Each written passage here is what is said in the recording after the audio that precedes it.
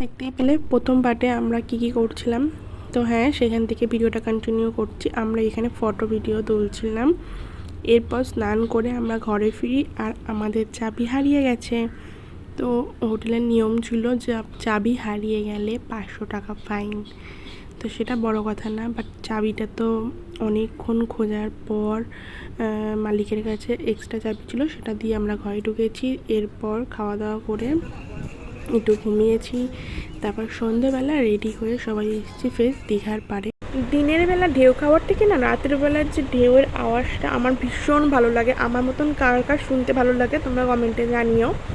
আমার রাতের বেলা দীঘার পাড়ে গিয়ে বসতে খুব ভালো লাগে, আর দীঘার যে ঢেউ এটার আওয়াজ শুনতে আমার ভীষণ ভালো লাগে। তো আমরা সবাই মিলে চলে এসেছিলাম সন্ধ্যেবেলা দীঘার পাড়ে বসার জন্যে।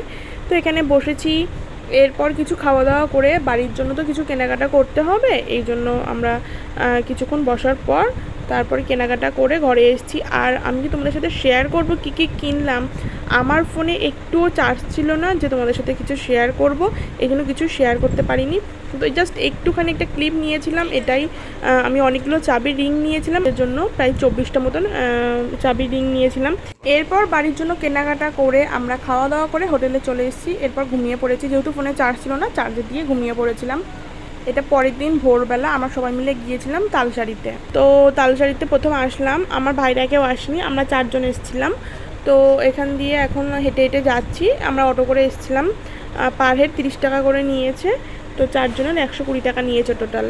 তো এরপর আমরা তালসারি দিকে হাঁটতে হাঁটতে যাচ্ছি। আর গাছগুলো দেখো কত সুন্দর লাগছে, মনেই হচ্ছে না এখন ভোরবেলা। রোদের এত তেজ, মানে এত মানে তীব্র একটা গরম মতন ভাব। মানে সকালের ওয়েদার ভালোই লাগছিলো, কিন্তু রোদের তাপটা ভীষণ ছিল, এই জন্য মনেই হচ্ছিলো না যে আমরা এত সকালে এখানে গিয়েছি।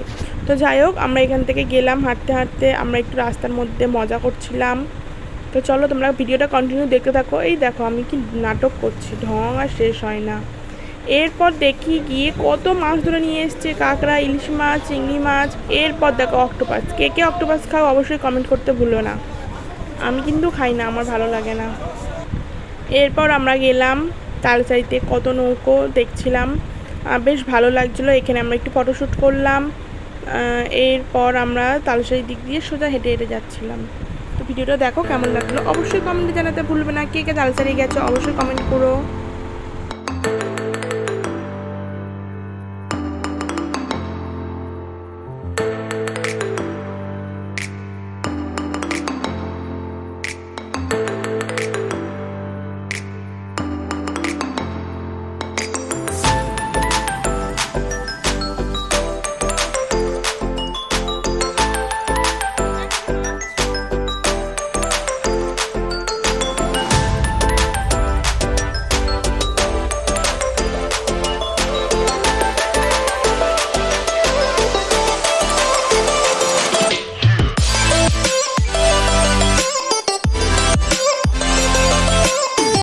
তালসারিতে দেখতেই পেলে কত ধরনের মাছ দেখতে পেলাম, ছোট ছোট। তো যাই হোক, এগুলো দেখার পর আমরা সবাই মিলে চলে এসেছিলাম উদয়পুর।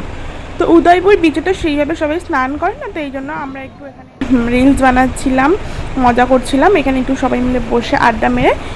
তো এরপর আমরা সবাই মিলে চলে আসি হোটেলে। আজকেই হচ্ছে আমাদের দীঘার লাস্ট ডে। এরপর আমরা খাওয়া দাওয়া করি হোটেলে, লাগেজপত্র গুছিয়ে নিয়ে বাড়ি আসার জন্য রওনা দিই।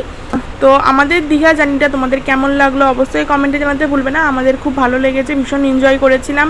এইবার দীঘায় এসে তো দীঘার জগন্নাথ মন্দিরে প্রবেশ করতে পারিনি, যেহেতু উদ্বোধন হয়নি। কিন্তু যখন ভিডিওটা পোস্ট করছি তখন তো মন্দিরটা উদ্বোধন হয়ে গেছে।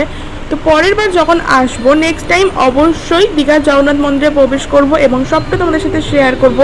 আর কে কে দীঘার জগন্নাথ মন্দিরে গিয়েছো অবশ্যই কমেন্ট করতে ভুলো না। আমি এখনও প্রবেশ করিনি, এরপর যখন যাব অবশ্যই দীঘার জগন্নাথ মন্দিরে যাব। তো এই হচ্ছে আমাদের দীঘার ভিডিও লাস্ট। তো যাই হোক, আমরা সবাই খুব এনজয় করেছি। এখন বাড়ি যাওয়ার জন্য সব কিছু ব্যাগপত্র গুছিয়ে নিয়েছি। তো এরপর আমরা হোটেলের রিসেপশানে চলে যাই, আর যা যা রুলস আছে আমরা সবগুলো একে একে কমপ্লিট করি। এরপর আমরা ট্রেনে করে চলে আসি হাওড়া স্টেশন। তো এরপর সেখানে আর ভিডিও করা হয়নি, সবাই খুব ক্লান্ত ছিলাম। আশা করি তোমাদের খুব ভালো লেগেছে ভিডিওটি। আর কে কে দীঘায় যাওনি তাড়াতাড়ি চটপট গিয়ে দীঘা থেকে ঘুরে এসো, আশা করি তোমাদেরও ভালো লাগবে। থ্যাংকস ফর ওয়াচিং, দেখা হচ্ছে নেক্সট ভিডিও।